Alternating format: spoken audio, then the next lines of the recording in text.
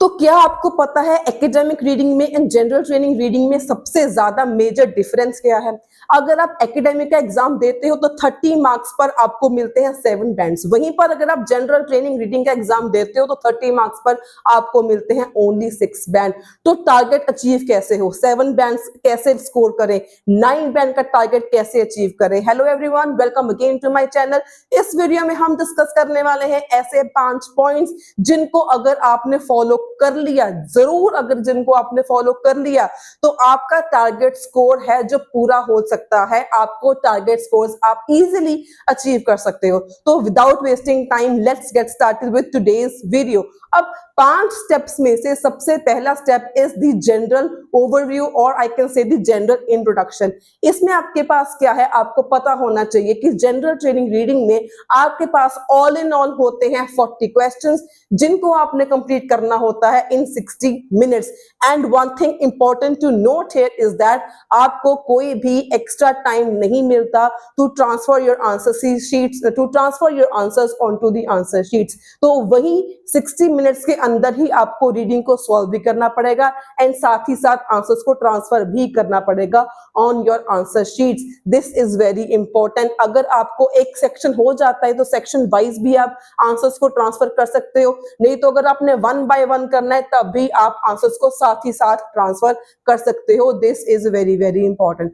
Second important thing here to notice is that कि जब भी आपने आंसर्स लिखने हैं मेक श्योर कि आपके स्पेलिंग्स मिस्टेक्स ना हो।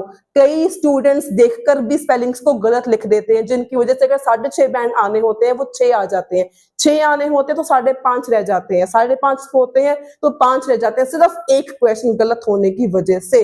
स्मॉल पॉइंट है बट उसका इम्पैक्ट काफी ज्यादा बिग होता है। एक इंपॉर्टेंट चीज स्पेलिंग्स के साथ, और अब कई बार आंसर होता है प्लूरल में लेकिन स्टूडेंट्स लिख देते हैं आंसर सिंगुलर में, तो ये भी आपका आंसर गलत ही माना जाएगा। अगर सपोज करो आपको लोकेशन में गिवन था फोटोग्राफ्स लेकिन आपने फोटोग्राफ्स की बजाय एस को डिलीट करके फोटोग्राफ लिख दिया तो आपका आंसर गलत हो जाएगा। अगेन इससे आपके बैंड्स फिर कम हो जाएंगे। तो मेक श्योर कि स्पेलिंग्स आपने सही से कॉपी करनी है। सेकेंड थिंग, अगर आपका आंसर प्लूरल में है तो वो भी ध्यान रखो, सिंगुलर में है तो वो भी ध्यान रखना है।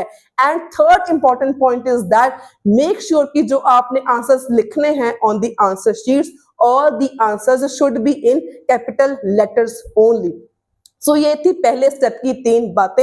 आई होप आपको क्लियर है।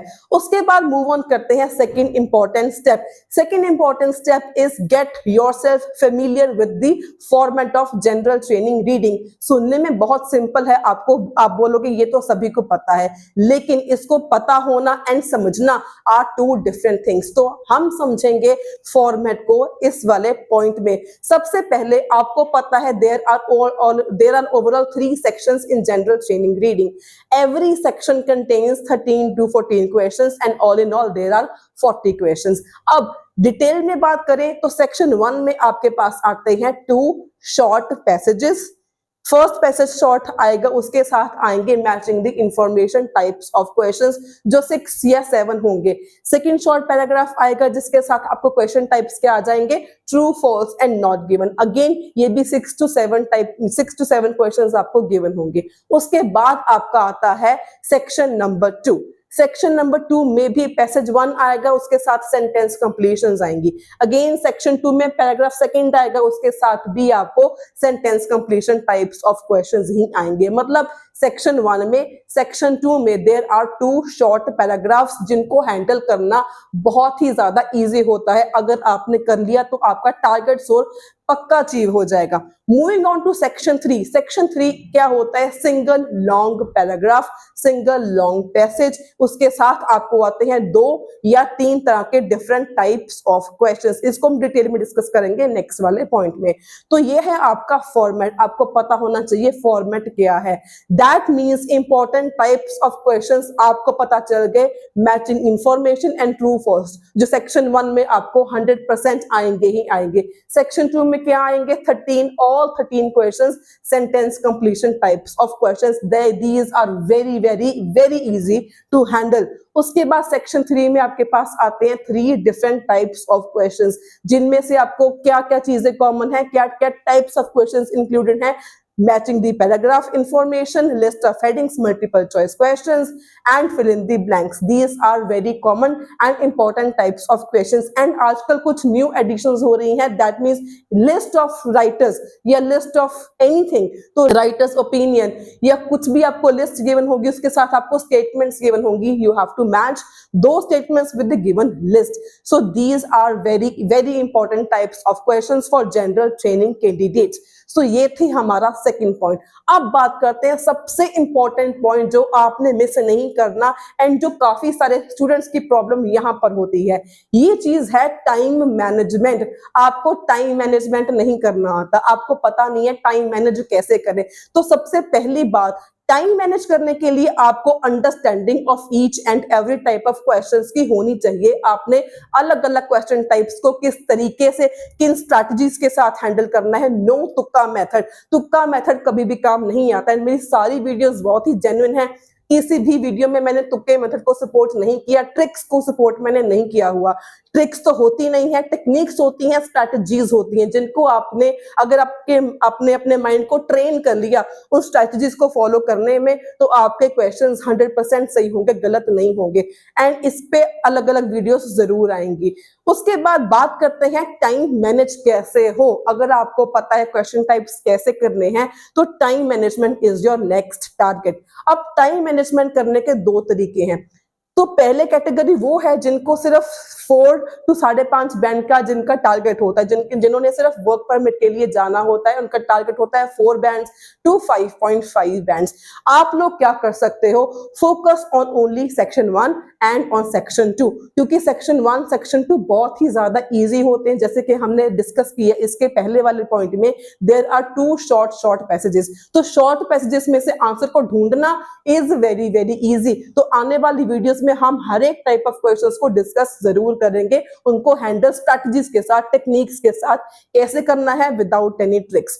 उसके बाद हम बात करते हैं आपने क्या करना है। 45 मिनट्स में आपको मिलते हैं 60 मिनट्स, जिसमें से 45 मिनट्स में आपको सेक्शन 1 एंड सेक्शन 2 करना है, लेकिन करना इतने अच्छे से है कि आपको श्योर हो जाए कि एटलीस्ट 27 में से 25 क्वेश्चंस आपके बिल्कुल ठीक हैं। अगर आपके 25 क्वेश्चंस ठीक हो गए, दैट मींस आपके वहीं पर 5 बैंड पक्के हो जाएंगे ओनली इन 45 मिनट्स। तो आपको रीडिंग सारी करनी ही नहीं है। अगर आपका टारगेट 4 से लेके 5.5 बैंड तक का है, तो आपको रीडिंग सारी करनी ही नहीं है। सिर्फ आपने फोकस क्या करना है, सेक्शन 1 पर फोकस करना है एंड सेक्शन 2 पर फोकस करना है। इतनी ज्यादा प्रैक्टिस कर लो कि आपके 25 आउट ऑफ 27 श्योर हो जाएं, पक्के हो जाएं, ताकि आपके 5 बैंड्स तो मिनिमम आ ही जाएं। एंड इनको करने के लिए सिर्फ you have to do 4 types of question, sorry only 3 types of question. Those include matching the information, true false not given and sentence completion. That's it. अगर आपने ये 3 टाइप्स ऑफ क्वेश्चंस क्लियर कर लिए तो 5.5 बैंड आपके पक्के हैं, sure हैं।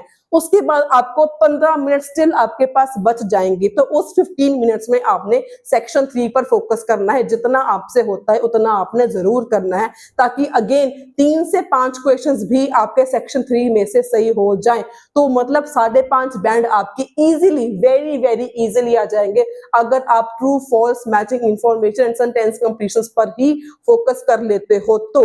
एंड अगर आप मेरे चैनल को फॉलो करोगे तो आपके 5.5 बैंड तो पक्का पक्का पक्का श्योर है। तो ये थी बात जिनका टारगेट 4 से 5.5 बैंड तक का ही है।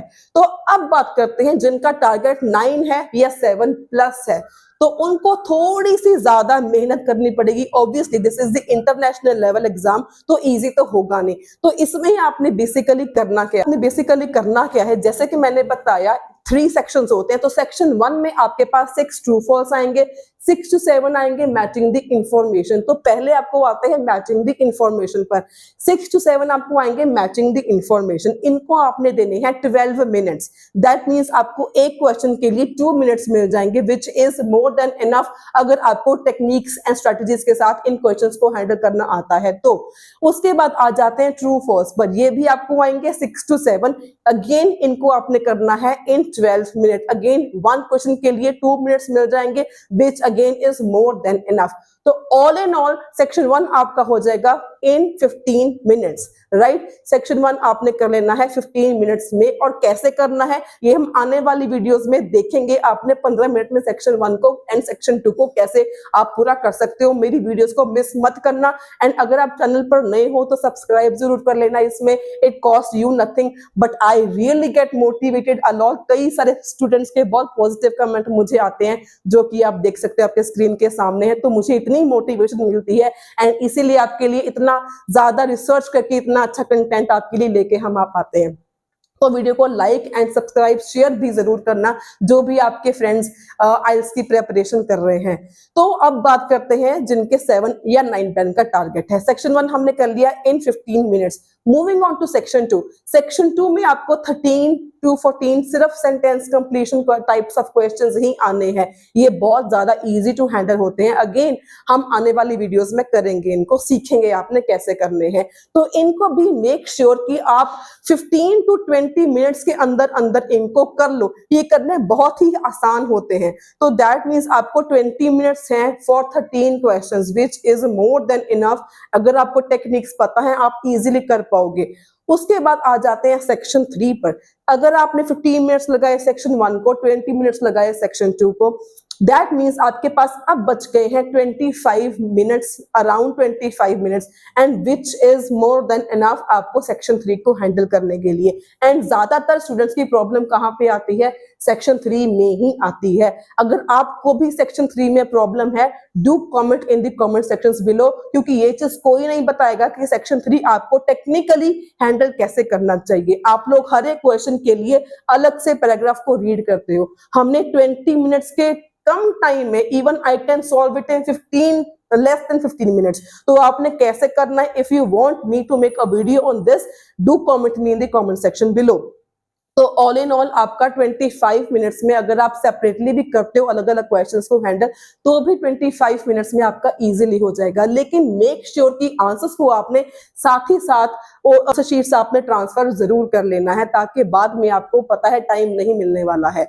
तो ये है आपकी बातें टाइम मैनेजमेंट की। उसके बाद आ जाते हैं, अब सवाल पैदा होता है हम स्ट्रेटेजी प्रेपरेशन की क्या यूज करें, हम तैयारी पेपर की कैसे करें, रीडिंग को किस तरीके से। अगर आप घर पे अगर आप कोचिंग नहीं ले रहे हो, अगर आप घर पे ही पढ़ाई कर रहे हो विदाउट एनी कोचिंग, तो आपने प्रेपरेशन कैसे करनी है। तो मैंने कल ये वीडियो करी थी अपलोड, जिसमें मैंने समझाया था 2 ऐसी चीजें जिनको अगर आपने फॉलो कर लिया तो आपकी रीडिंग क्लियर है। एंड दो steps are understanding and paraphrasing. जो आपकी रीडिंग होती है वो पूरी अंडरस्टैंडिंग एंड पैराफ्रेजिंग के ऊपर टिकी होती है। कैसे? विद एग्जांपल्स एंड विद इसकी सॉल्यूशंस। डिटेल मैंने समझाया था इस वाली वीडियो में, तो ये वीडियो जाके जरूर देख लेना। तो अब आपने करना क्या है? आपने 7 डेज सिर्फ आपने इस स्ट्रैटेजी को, इस वीडियो को फॉलो करना है। सिर्फ आपने 7 डेज में क्या करना है? अपनी अंडरस्टैंडिंग को इंप्रूव करना है, फोकस करना है, एंड आपने फोकस करना है सिनोनिम्स पर, पैराफ्रेजिंग पर। मैंने इस वीडियो में समझा के रखा हुआ है इन डिटेल कि व्हाट डू यू मीन